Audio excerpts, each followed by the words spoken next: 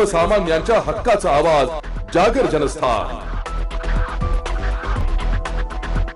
तहसील कार्यालयासह सर्व शासकीय कार्यालयात भ्रष्टाचार चालतो हे जगजाहीर आहे। मात्र प्रशासकीय अधिकारी यांचे शिक्के जर नागरिक स्वतःच्या हाताने मारून घेत असतील तर हो, हे घडतंय, आणि तेही नांदगाव तालुक्यातील तहसील कार्यालयात। नांदगाव तहसील कार्यालयात मोठ्या प्रमाणावर भोंगळ कारभार सुरू आहे।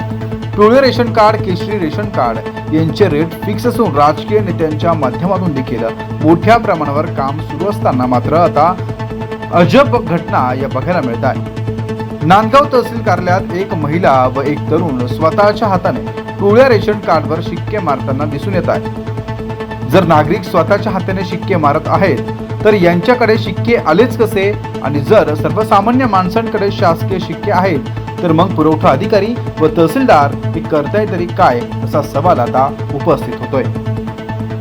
महसूल विभागात अक्षरशः लूट सुरू असून अनेक शासकीय काम हे काही नेत्यांच्या घरी सुरू असल्याचा धक्कादायक प्रकार बघायला मिळतोय। प्रशासकीय यंत्रणा देखील जबाबदार आहेत का, याकडे जिल्हाधिकारी लक्ष देतील का, या घटनेची चौकशी होईल का, असा सवाल आता सर्वसामान्य जनतेकडून विचारला जातोय। जागर जनस्थानसाठी आमीन शेख, नांदगाव।